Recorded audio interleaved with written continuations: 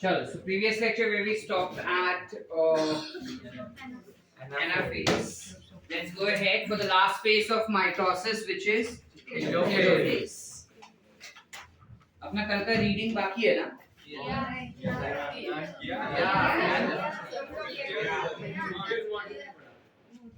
Clear reading? Module का अभी नहीं कर रहे आप। वाइवा? नो क्या? नहीं हर्ष क्या सुनाई दे रहा है मेरे को? वाइवा बोल रहे लोग यार। क्या बोलता नीना? कर लेते हाँ telophase चल let's go for telophase next. telophase नाम से पता चलता है Tillo tail last phase of karyokinesis. So when you talk about telophase, पहले हम देख लेते हैं एनाफेज में क्या हुआ था. एनाफेज में हमारे पास कुछ ऐसा सेल था, करेक्ट? कुछ ऐसे हमारे पास सेंट्रियोल था,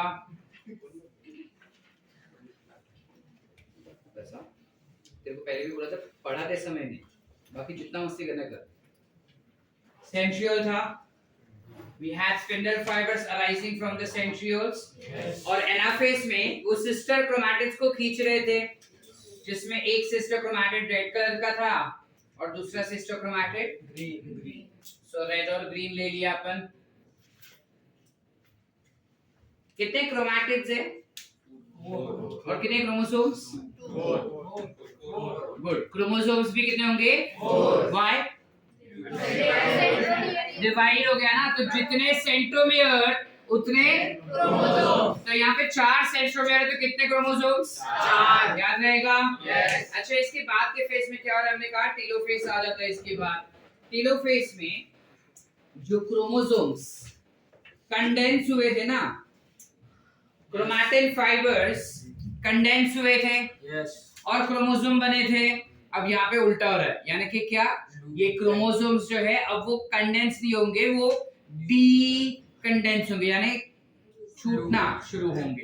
यानी जिसको हम टाइट बांध के रखे थे ना, अब उसको हम छोड़ रहे हैं, तो वापस से लूज हो जाएगा.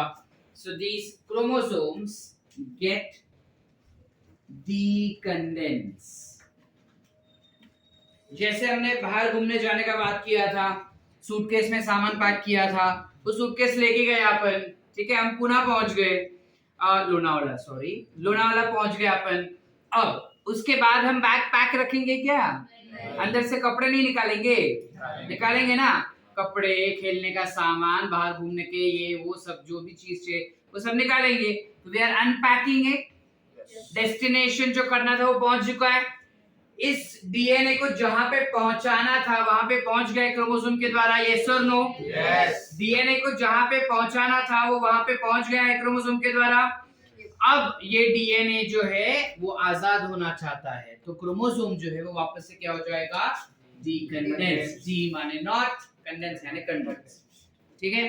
अब वो वापस से खुलना शुरू कर रहा है. अब कुछ याद आ रहा है कि जब क्रोमोसोम शेर बन के बाहर आया था तब सब डर के मारे छुप गए थे. यस. अब ये वापस बिल्ली हो गया, वापस लूज हो गया, तो सब वापस से दिखना शुरू करेंगे. पहले कौन दिखाई देगा? न्यूक्लियर मेम्ब्रेन स्टार्ट्स, या okay, it will, nuclear membrane will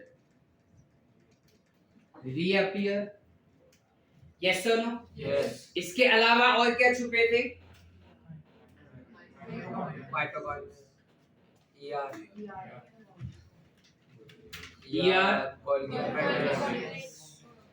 और करेक्ट विल आल्सो रीअपियर. सब कुछ वापस दिखने लगेगा. ठीक है? और स्पिंडल फाइबर का क्या होगा सर? वो भी तो आए थे इधर. तो स्पिंडल फाइबर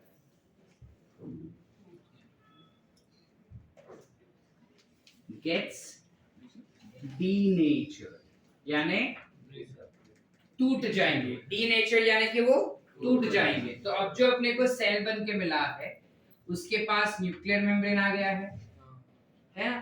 क्रोमोसोम जो है वो क्रोमैटिन बनना शुरू कर दिया है, अभी जस्ट शुरू किया है ना उसने. तो हम ज्यादा कुछ तो नहीं दिखाएंगे, बट यहाँ पे दोनों के पास रेड रेड, दोनों के पास ग्रीन ग्रीन, ठीक है, आसान। हमारा सेंट्रियोल जो 2 पोल्स पे थे वो अभी भी 2 पोल्स पे ही रहेंगे, बिकॉज हर एक सेल को एक सेंट्रियोल जाना चाहिए। तो हमारा न्यूक्लियस डिवाइड हो गया, कैरियोकाइनेसिस खत्म।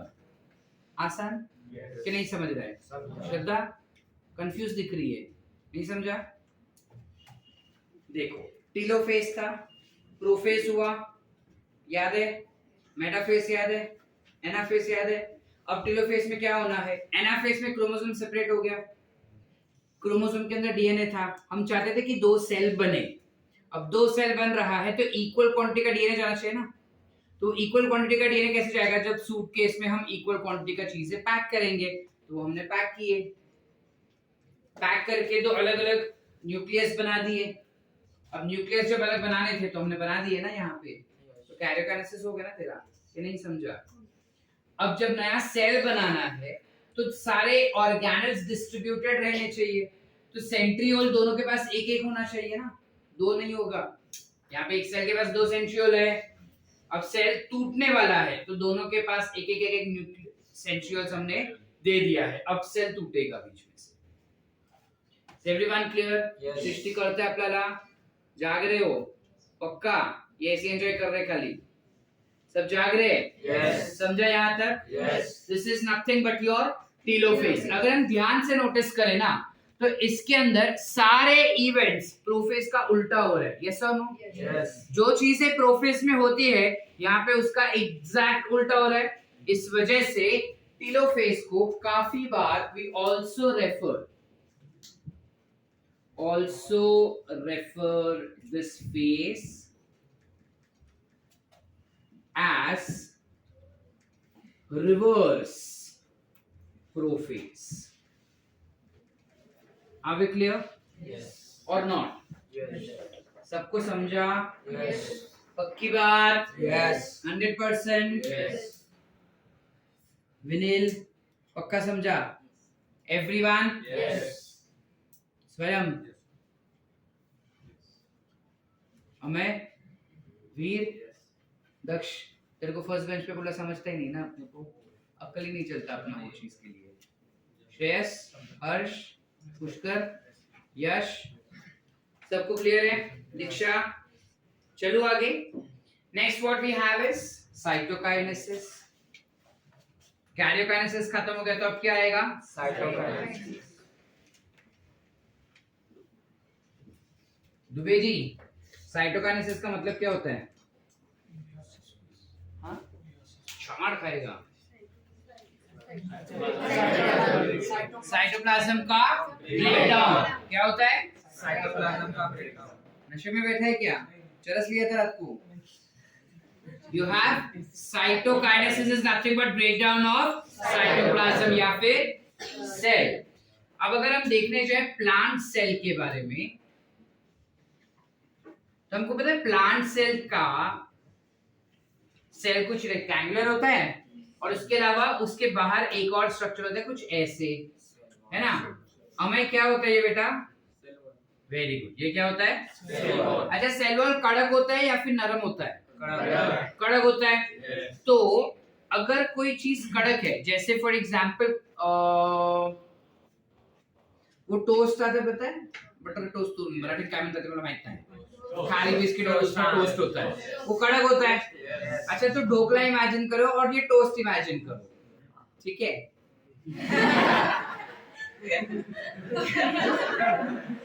किस चीज को तोड़ना आसान होगा? बराबर। अब ढोकला को मैं उंगली से तोड़ सकता हूँ, लेकिन वैसे ही सेम मैं टोस्ट को तोड़ सकता हूँ? नहीं। यानी जो हमारा प्लांट सेल है उसके पास सेल वॉल होता है, वो कड़क होता है, उसको मैं डायरेक्टली ऐसे करके तोड़ नहीं पाऊंगा।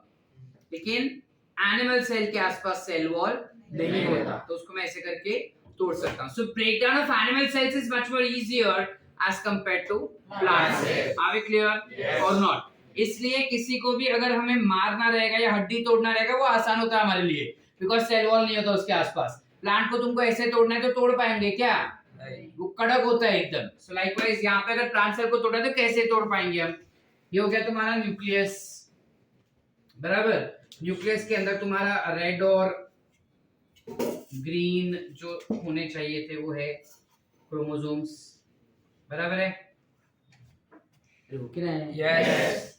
अब सेंटर पे ना, इसके एग्जैक्ट सेंटर पे एक कुछ स्ट्रक्चर होता है ऐसा। इस स्ट्रक्चर को हम कहते हैं फ्रॅगमोप्लास्ट। काय म्हणतात? फ्रॅगमोप्लास्ट। काय म्हणतात? फ्रॅगमोप्लास्ट। काय म्हणतात? फ्रॅगमोप्लास्ट। ये फ्रैगमोप्लास्ट जो होता है ना, it is modified form of Golgi bodies. Golgi bodies जो होते हैं वो मॉडिफाई हो जाते हैं, सेल के अंदर ही कुछ गोल्गी बॉडीज मॉडिफाई हो जाते हैं और बन जाता है फ्रैगमोप्लास्ट। ठीक है, एक्चुअली गोल्गी बॉडी नहीं होता वो पूरा का पूरा, बट उसका एक आधा जो सिस्टर में है ना वो मॉडिफाई हो जाता है, मतलब एक आधा जो ट्यूब्यूल होता है वो मॉडिफाई हो जाता है और बन जाता है something called as phragmoplast. Are we clear? Yes. Everyone? Yes. Everyone? Yes. Mansi जाग रहे बेटा? ठीक है, वो बन जाता है फ्रैगमोप्लास्ट। अब गोल्गी अपैरेटस का मेन फंक्शन क्या है Yash? What is the main function of Golgi apparatus? Secretions. So pretty obvious कि fragmoplast will also do secretions. ध्यान दो, it will also do secretions. तो ये ना कुछ केमिकल सिक्रेट करता है, और जब ये केमिकल सिक्रेट कर रहा है, चलो नया सेल बना देता हूं तो समझना तुम्हारे लिए और लिखना भी आसान हो जाएगा।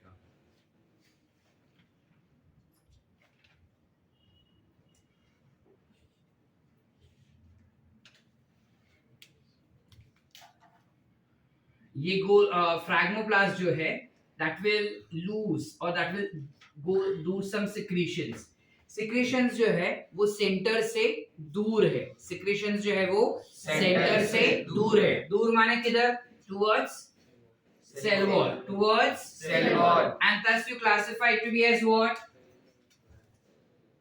वो जा रहा है सेल वॉल की तरफ secretions जा रहे हैं, तो ऐसे फैल रहा है सेंटर पे एक लाइन में। इसके साथ साथ जो स्पिंडल फाइबर्स टूटे थे ना वो भी इधर लग जाते हैं, इसके साथ साथ इस केमिकल के साथ मिक्स हो जाते हैं। मिक्स होके वो बन जाता है ऐसा थिक स्ट्रक्चर, असं एकदम गट्ट कडक स्ट्रक्चर बनून जाते इकडे, आणि हा स्ट्रक्चर बनतोय सेल वॉल। काय बनणार हा? Cell wall. अच्छा, वो बाद में बनेगा ना, पहले अभी इसको क्या कहते हैं? इसे हम कहते हैं फिलहाल सेल प्लेट। क्या कहते हैं? Cell plate. सेल प्लेट कहेंगे। ठीक है, धीरे धीरे सेल प्लेट जो है वो एकदम कड़क हो जाएगा और अल्टीमेटली जो सेल ऐसे है ना अब वो टूट जाएगा और दो नया सेल बनेगा। समझा? यस। कि नहीं समझा? समझा। आप क्लियर? यस। ये सेल ऐसे था ना, अब वो ऐसे टूट गया और दो नया सेल बन गया। आसान? यस। हम वो टोस्ट को भी ऐसे ही तोड़ते हैं ना, ऐसे तो तोड़ नहीं पाते, सेम सेम। समझा? यस। कि नहीं समझा? अच्छा, तो अगर हमको क्वेश्चन फ्रेम किया जाता है कि प्लांट सेल डिवीजन के लिए कौन सा सेल ऑर्गेनेल हमें चाहिए, क्या लिखेंगे? Golgi bodies. इट्स मॉडिफाइड ना, इस वजह से। ठीक है, क्लियर है? Yes. चले आगे। अगर फ्रैगमोप्लास्ट ऑप्शन में दिया तो फ्रैगमोप्लास्ट, नहीं तो गोल्गी बॉडीज। अच्छा, क्योंकि यहाँ पे सेल का डिवीजन सेल प्लेट के मदद से होता है, इसलिए plant cell division takes place by cell plate method. We say that plant cells get divided by cell plate method. Sorted? Yes. Any doubts? No. चलिए पुढे। Yes. चलो, दूसरा हमारे लिए क्या है? एनिमल सेल, बराबर। वो है इस तरफ कर देते।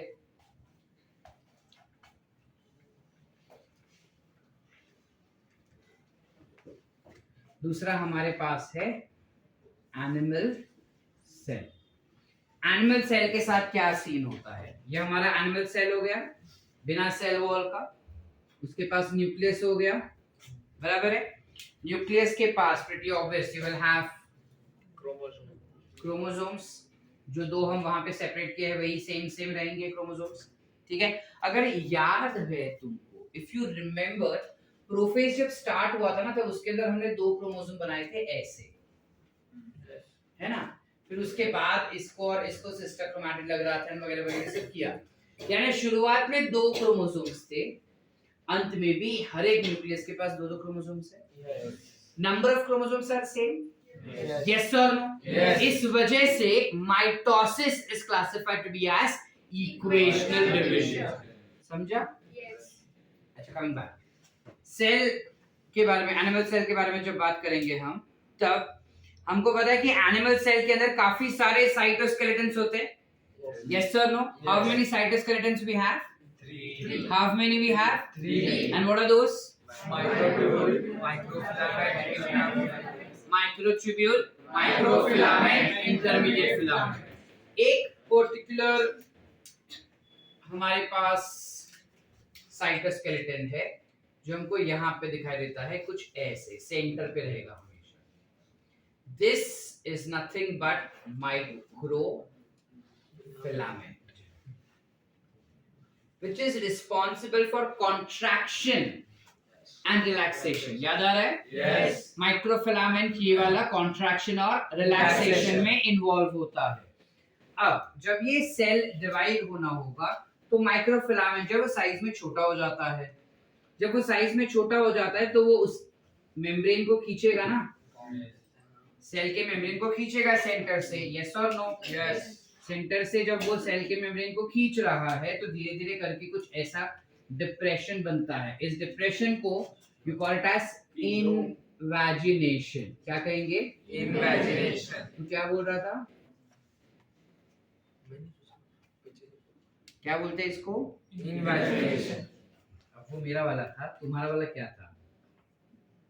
बराबर है? Yes. ये और ज्यादा आगे और ज्यादा डीप हो जाता है, दिख रहा है ये ऐसे, Yes. It gets more deeper. और ये जो डिप्रेशन बना है ना, इसे हम कहेंगे क्या? Cleavage. Cleavage is what? More contracted depression. Cleavage is nothing but a depression. ठीक है, cleavage is nothing but depression. Are we clear? Yes. चले आगे। ये और ज्यादा आगे आगे और डिप्रेशन होते जाता है, होते जाता है, होते जाता है, ultimately we get Divided. cells getting divided into 2. Are we clear? Yes. Everyone? Yes. Any doubts? No. अब क्योंकि यहाँ पे सेल का डिवीजन जो हो रहा है वो क्लीवेज पैटर्न से होता है, you also call that animal cell gets divided by cleavage method. Are we clear? Yes. Sort है? Yes. Everyone? Yes. Any doubts? No. चलो आगे। Yes. इसका डिस्टिंग्विश कर ले। अच्छा, once more ये understood? Understood. प्रतीक्षा पक्का बेटा? सारा वर्ड्स सब कुछ समझा अपने को? सबको समझा क्या है? Yes. पक्का? Yes. 100%? Yes. इसका डिस्टिंग्विश करते हैं। Yes. So you have plant cell and animal cell। मैं शॉर्ट में लिख रहा हूँ, बाजू वाले बैच को वो भी नहीं दिया था, तुम्हारे बैच को दे रहा हूँ मैं। ठीक है? तो जब हम बात करते हैं प्लांट सेल डिवीजन का, it gets divided by, correct, it gets divided by cell plate method, whereas this will get divided by Cleavage method. cleavage Method. इसके अलावा इसको डिवीजन के लिए क्या चाहिए? All गया. फ्रैग्मोप्लास्ट। इसको डिवाइड होने के लिए क्या चाहिए? माइक्रोफिलामेंट। Pretty obvious. यहाँ पे फ्रैग्मोप्लास्ट से you have cell plate formation, yes or no? Yes. Whereas यहाँ पे there is no cell plate formation। इसके अलावा यहाँ पे जो डिवीजन हो रहा है, प्लांट सेल का डिवीजन जो हो रहा है, उसमें जो सेल प्लेट बन रहा है that is away from the center, Yes. away from the center, so you call it as what? Centrifugal pattern। cell division occurs, yeah, cell plate formation occurs in centrifugal manner। centrifugal manner या centrifugal pattern यानी center से दूर। cell plate formation takes place in centrifugal manner या pattern, whereas over here cleavage takes place in centrifugal पिटल pattern. Cell plate centre की तरफ जाता है, ये सेंटर से दूर जा रहा था, ये सेंटर के तरफ आ रहा है, तो ये हो गया सेंट्रीपिटल, वो हो गया सेंट्रीफ्यूगल। Are we clear? हम बचपन में सेंट्रीफ्यूगल फोर्स और सेंट्रीपिटल फोर्स पढ़े होंगे, वही सेम यहाँ पे कॉन्सेप्ट ऐड कर रहे हैं। क्लियर है यहाँ तक? अरे हाँ कि ना? इसके अलावा प्लांट सेल डिवीजन जो होता है दैट इज एनास्ट्रल टाइप या एनास्ट्रल डिवीजन।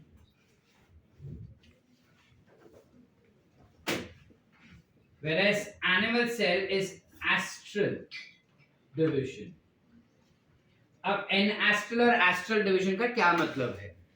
प्लांट सेल्स जो होते हैं उनके पास सेंट्रियोल्स नहीं होते, प्लांट सेल्स के पास सेंट्रियोल्स नहीं होते। सेंट्रियोल्स को एस्टर्स भी कहते हैं, एस्टर माने स्टार, तो स्टार जैसे चीजें रेडिएट करता है, इस वजह से उसको हम एस्टर्स भी कहते हैं। अंडरस्टूड कि नहीं समझा? तो क्योंकि प्लांट सेल्स के अंदर स्पिंडल फाइबर्स एस्टर्स से नहीं निकलते, सेंट्रियोल से नहीं निकलते, इस वजह से कहते हैं anastral division. Confused? No. I am confused क्योंकि सर अगर वो सेंट्रियोल जो है वो स्पिंडल फाइबर्स बनाता है, बराबर है सिद्धि? अगर मैं वो सेंट्रियोल ही निकाल दूं तो स्पिंडल फाइबर्स बनने चाहिए क्या? नहीं। तो बिना स्पिंडल फाइबर्स के क्रोमोसोम सेपरेट कैसे होंगे? सेल प्लेट तो सेल डिवाइड कर रहा है बेटा, क्रोमोसोम्स को थोड़ी खींच रहा है वो। क्रोमोसोम्स को खींचने के लिए तेरे को स्पिंडल फाइबर चाहिए ना, उसके बगैर क्रोमोसोम्स खींचेगा कैसा?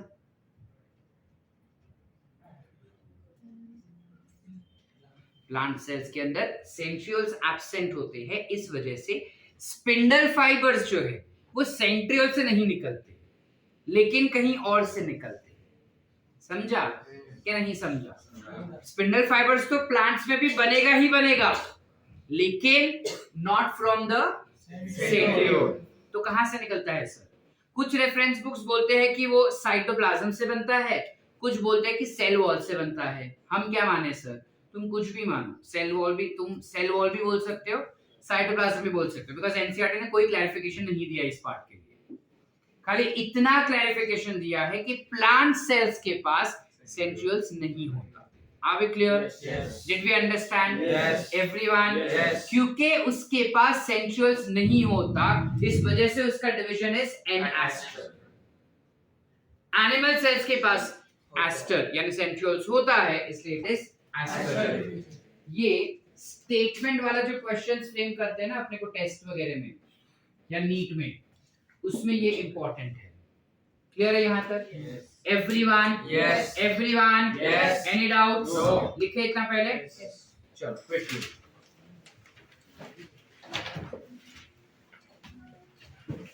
हाँ बेटा, बोला भी मैं पॉज वाला प्ले करना है।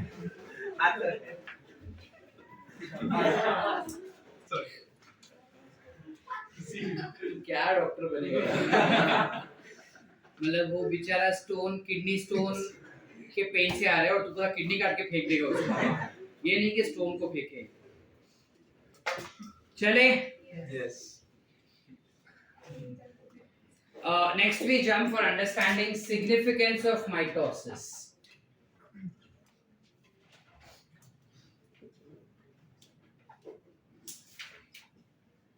यानी बेसिकली माइटोसिस होता क्यों है और उसमें क्या अलग सा चीज है। ठीक है, तो सबसे पहले माइटोसिस अपने को चाहिए बिकॉज इट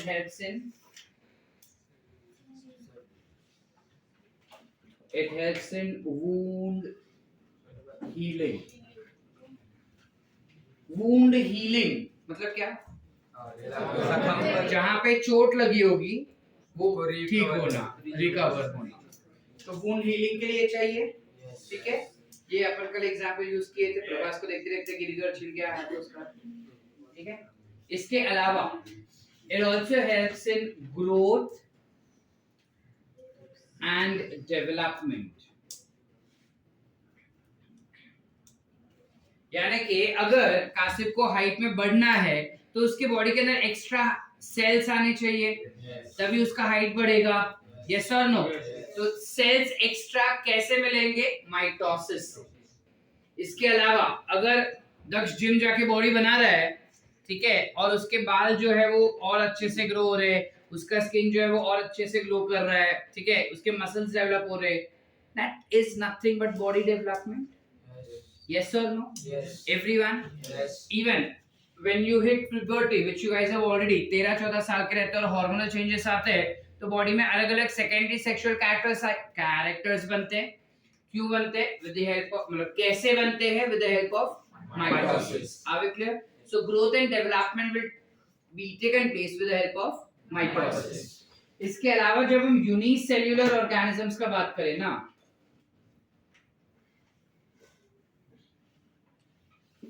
यूनिसेल्युलर ऑर्गेनिजम्स में अगर रिप्रोडक्शन करवाना रहेगा तो उसके लिए भी माइटोसिस का इस्तेमाल किया जाता है।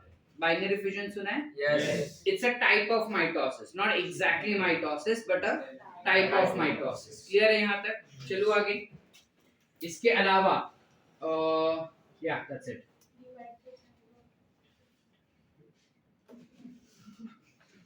क्लियर है? Yes. ठीक है। इसके अलावा अगर सिंपली हमें चाहिए रहेगा, यू कैन जस्ट से कि for getting to one mother cell will give rise to Two daughters. two daughter cells. Also इसमें genetic information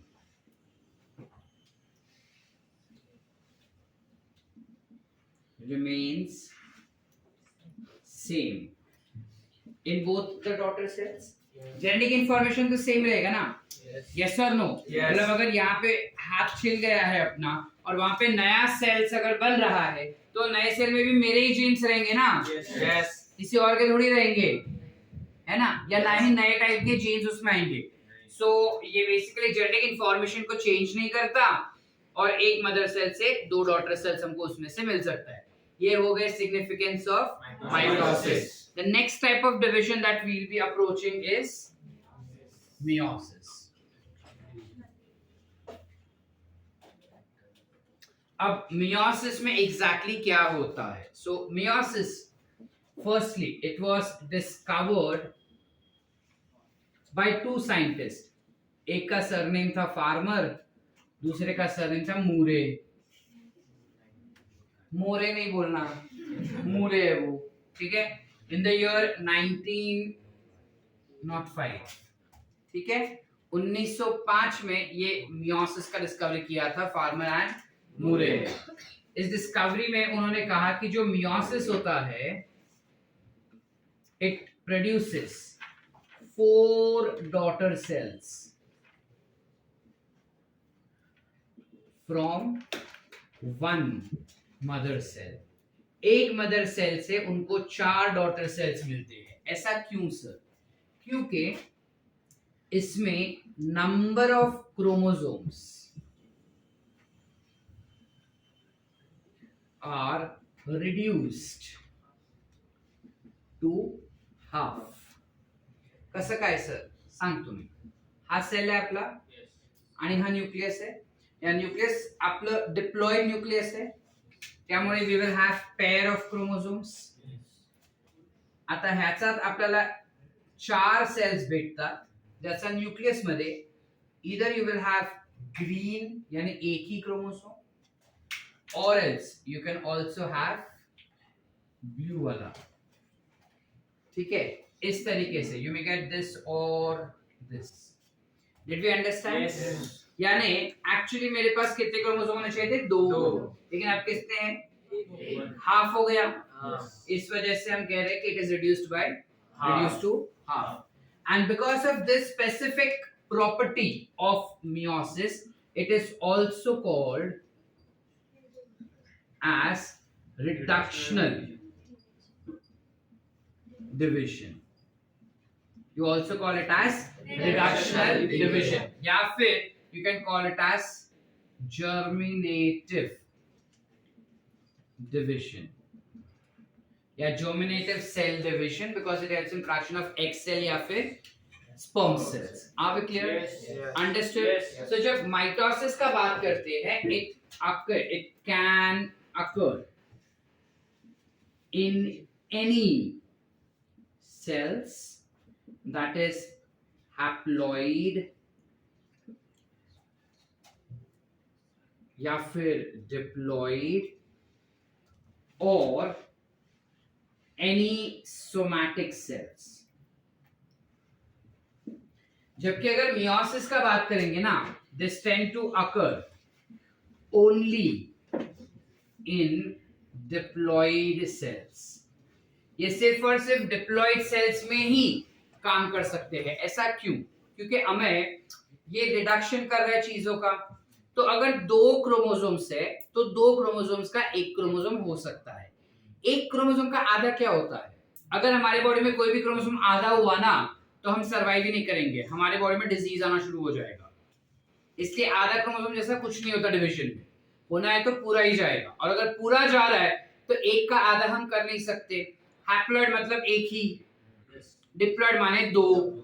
सो मियोसिस में नंबर ऑफ क्रोमोसोम्स रिड्यूस हो रहे हैं, और नंबर ऑफ क्रोमोसोम्स रिड्यूस होने की वजह से ये हमेशा डिप्लॉइड में ही होगा, हैप्लॉइड में नहीं हो सकता. समझा कि नहीं समझा? समझा. So this is involved. नहीं समझा प्रतीक्षा? तेरे को भी नहीं समझा? ये 2 क्रोमोसोम्स है. You have 23 pairs. बराबर? यानी 23 तेरे को मदर में से मिल रहा है, 23 फादर में से मिल रहा है. बराबर है? अब इस सेल को जिसके पास 46 क्रोमोसोम्स है, यानी 23 टाइप के 2, 23 टाइप के 2. यस और नो? Yes. अब सपोज इसमें ये एक ही है, मेरे पास 23 टाइप का एक ही है. इसका मैं आधा कर सकता हूं? Can I divide this into 2 half? Can I do that? No. No. ये क्या हो गया? हैप्लॉइड. क्या हो गया? Haploid. हैप्लॉइड सेल में मियोसिस कभी हो सकता है? इसमें होगा Diploid. समझा कि नहीं समझा? अरे हो के ना आया है? Yes. करते हैं. क्यों ऐसा सिद्धा? बिकॉज मियोसिस में चीजें आधी हो जाती है, तो 2n से n हो जाएगा. n का हाफ n जैसा कुछ नहीं होता. तू नहीं बोला ना 23 का हाफ हम नहीं कर पाएंगे, सोच समझ के बोली होगी प्रतीक्षा. इस वजह से meiosis can occur only in diploid sales. तो माइटोसिस दोनों में क्यों हो सकता है सर? क्योंकि माइटोसिस में number of chromosomes remains same. तो अगर ये हैप्लॉइड है तो आगे भी मेरे को हैप्लॉइड ही मिलेगा. तो ये मैं माइटोसिस से कर सकता हूं. अगर ये डिप्लॉइड है तो डिप्लॉइड से मेरे को वापस से डिप्लॉइड मिल सकता है. कैसे मिलेगा? माइटोसिस से मिलेगा. यस और नो? Yes. समझ रहे कि नहीं समझ रहे? चीजें समझ रहे कि नहीं अपने को? विनीत समझ रहा है, ऐसे हाँ बोल रहा है खाली? नहीं समझा? नहीं समझा? नहीं समझा? पक्का? ऋतुराज नक्की? काय हो? प्रसन्न? Any time happy? समझा कि नहीं समझा? पक्का? क्लियर है सबको? Yes. अब जब मियोसिस का बात करते हैं, ये चीज तुमको थोड़ा और क्लियर होगा जब हम आगे उसका एग्जैक्ट प्रोसेस पढ़ेंगे तब, और उसके न्यूमेरिकल्स जब हम सॉल्व करेंगे इस टॉपिक के, तब ज्यादा समझेगा तुमको. ठीक है? मियोसिस जो होता है वो 2 स्टेप्स में होता है. पहला स्टेप होता है मियोसिस 1. अच्छा इधर तक लिखा तो पीछे दिखेगा? ओके चलो. You have 2 steps in that, which is meiosis 1, and then you have something called as meiosis 2. Meiosis 1 2 type के होते हैं. You have something called as karyokinesis. 2 type के मतलब 2 फेज में होता है. You have karyokinesis and you have karyokinesis जो होता है इसमें वही 4 फेसेस दिखाई देंगे, which is what?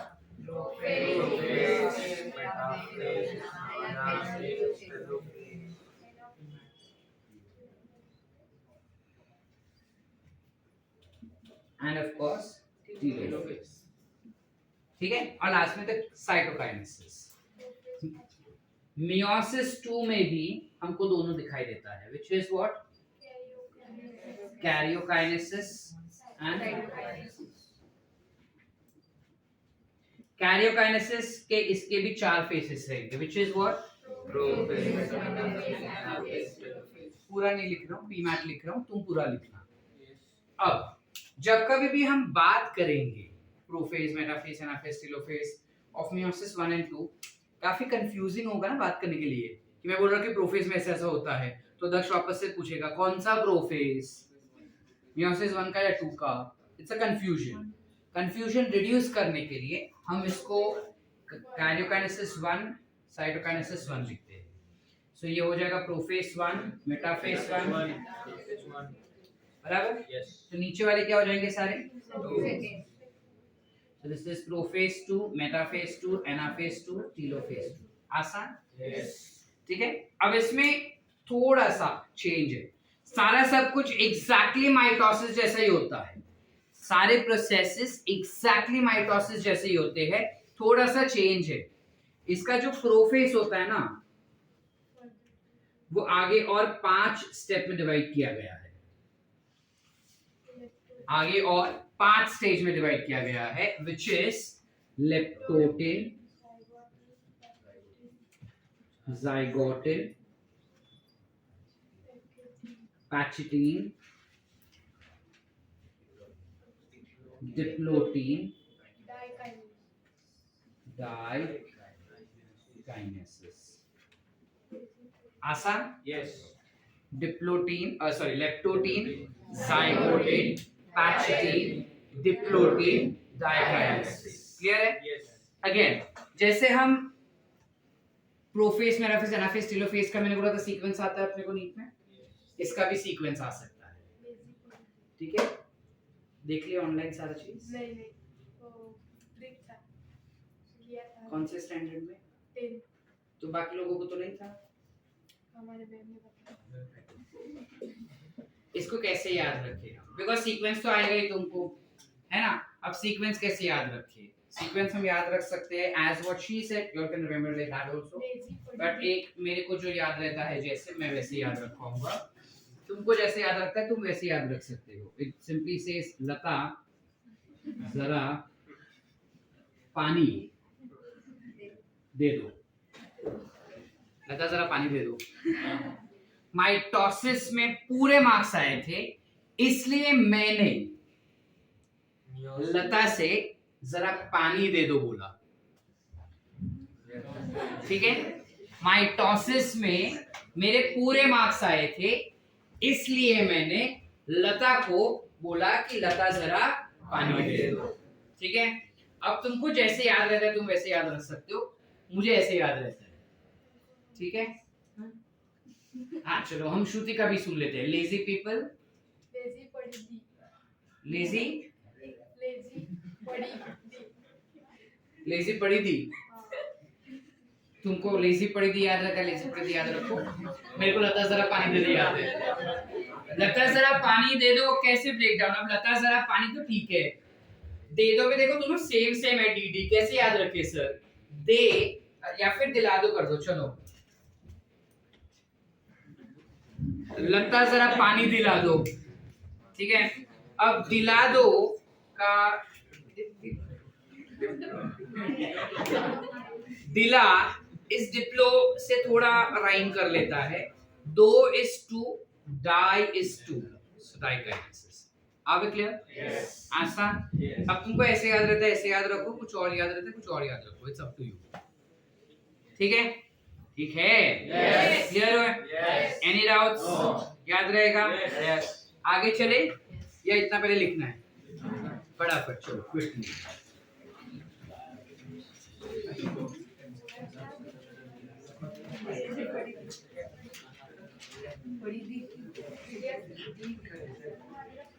क्या हुआ? तुमको जैसे याद रहता है वो याद रखो, हाँ जरूरी नहीं है कि सर ने ऐसे दे ऐसे याद रखना है।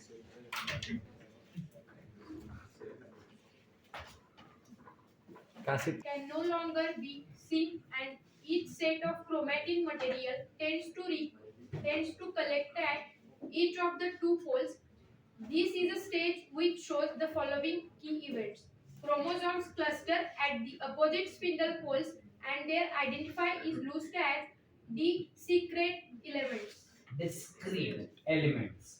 Their identity is lost as discrete elements. म्हणजे तो काय म्हणतोय की टेलोफेस मध्ये जेव्हा सेल जातो ना तेव्हा क्रोमोझोम्स जे असेल ते त्याच्या डिस्टिंक्ट पोल्सला जातात. म्हणजे इकडे क्रोमोझोम्स आलेत सगळे, ते पोल्सला येतात पहिल्यांदा आणि त्यानंतर हे क्रोमोझोम्स डिकंडेन्स होणार आणि त्यामुळे त्याची जे इंडिव्हिज्युअल आयडेंटिटी होती ना की हा एक सिंगल क्रोमोझोम, हा दूसरा क्रोमोझोम, ते काहीच आपल्याला दिसणार नाही आणि त्याबद्दल मतलब उसके जगह पे क्या होगा, वो सारे फाइबर्स बन चुके होंगे कुछ ऐसे. So you can not understand कि वो क्रोमोसोम है या क्या है because again they are converting into chromatin fibres. ठीक है, नेक्स्ट स्टेटमेंट रीड करो. Nuclear envelope develops around the chromosome clusters at each pole forming two daughter nuclei.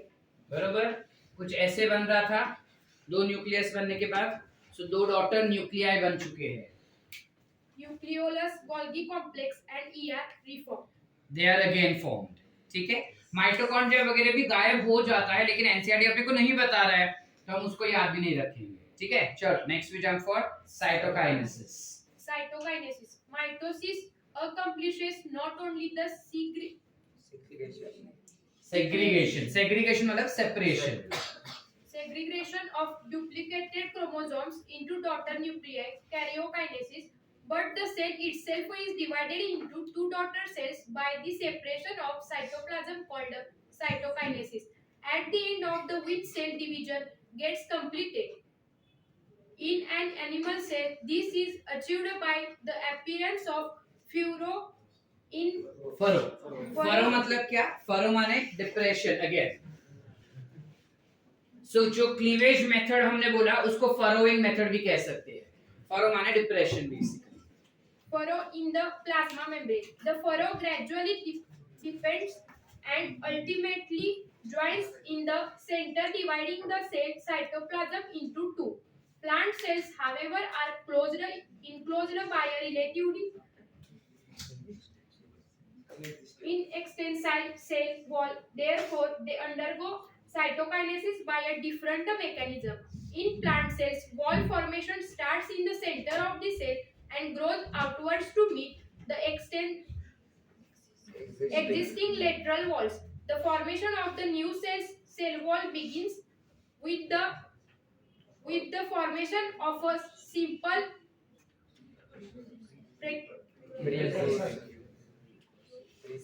Precursor यानी कि कोई भी फाइनल फॉर्म का पहला, उसके पहले मतलब let's say 10th is the last step तो 9th स्टेप को हम प्रीकर्सर कहते हैं. बंदे बंदे जैसे रह जाना इस precursor called a cell plate that represents the middle lamella between the walls of two adjacent cells. Are we clear? Yes. So cell plate is representing what?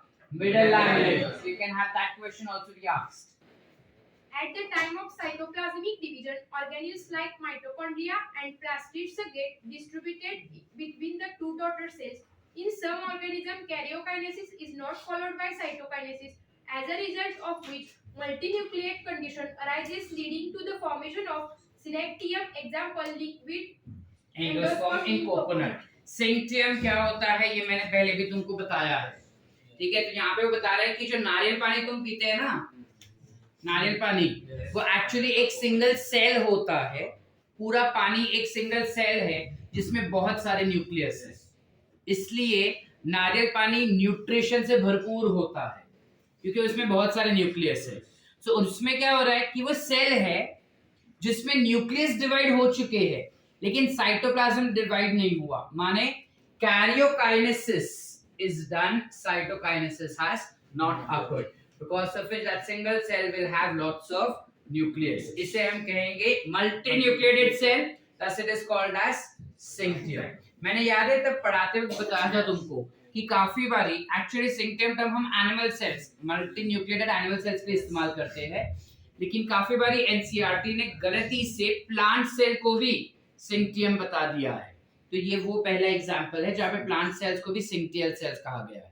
Are we clear up till here? Yes. Understood? Yes. Liquid endosperm. Endosperm क्या होता है वो शायद अभी तुमको नहीं समझेगा, थोड़ा आगे जाके हम समझते हैं. एंडोस्पर्म बेसिकली जो हमारा सीड्स होते हैं ना, जो बीज होता है किसी भी फ्रूट का, उस बीज के अंदर, जैसे मकाई तुम खाते हो भुट्टा, ठीक है, या फिर अगर ये सीड है तो सीड के ना हमेशा दो पार्ट होते हैं, एक जिसे हम कहते हैं एम्ब्रियो, एक एम्ब्रियो होता है, और दूसरा पार्ट ना न्यूट्रिशन से भरपूर होता है जिसे हम कहते हैं एंडोस्पर्म। तो ये एम्ब्रियो जब डेवलप होता है, एम्ब्रियो जब बनता है ना, तब उसे न्यूट्रिएंट्स चाहिए होगा, वो ये न्यूट्रिएंट्स इस एंडोस्पर्म से लेता है। समझा कि नहीं समझा? जब एम्ब्रियो डेवलप होता है तब वो न्यूट्रिएंट्स इस एंडोस्पर्म से लेता है। क्लियर है? Yes. तो वो होता है एंडोस्पर्म जो ऑलरेडी न्यूट्रिशियस होता है। फिर भी इसका डिटेल अच्छे से हम जब प्लांट्स वाले चैप्टर पढ़ेंगे तब समझेगा तुमको। यहाँ तक क्लियर है? Yes. ठीक है, प्रज्ञा रीड फर्दर सिग्निफिकेंस वाला part. Significance of mitosis. Mitosis or the equational division is usually restricted to the diploid cells only. However, in some lower plants and in some social insects, haploid cells also divide by mitosis. It is very essential to understand the significance of this division in the life of an organism. Are you aware of some examples where you have studied about haploid and diploid insects? Mitosis usually results in the production of diploid daughter cells with identical genetic complement. यानी वो बता रहा है कि generally जिंदगी में जब कभी भी डिवीजन होता है तब माइटोसिस जो होता है वो डिप्लॉयड सेल्स का ही डिवीजन देता है अपने को। तो एक डिप्लॉयड सेल से दूसरा डिप्लॉयड सेल बनता है जिसका जेनेटिक सेम होगा, जो हम ऑलरेडी पढ़ चुके हैं। The growth of multicellular organisms is due to mitosis. Cell growth results in disturbing the ratio between the nucleus and the cytoplasm. Cell division exactly होता क्यों है वो बताया गया है। That part we will understand at the end of the chapter. Just remind me of this. कैसे cell division क्यों होता है वो पढ़ाना बाकी है आपका, ठीक है? छोड़ दो अभी वो पार्ट नीचे का पूरा, तो सारा वही है। यहाँ तक क्लियर है अपने को? Any doubts? सारा सब कुछ क्लियर है? चलो, so next lecture when we meet, which is next week, I'm expecting you all to revise all of this. Mitosis पढ़ के आना. Also, I will give you all a DPP sheet on Sunday morning. Sunday को 2 ही lecture होता है अपना। Lecture के बाद तुम सॉल्व कर सकते हो। मंडे जब मैं आऊंगा तब वो डीपीपी अपना सॉल्व होना चाहिए, ठीक है?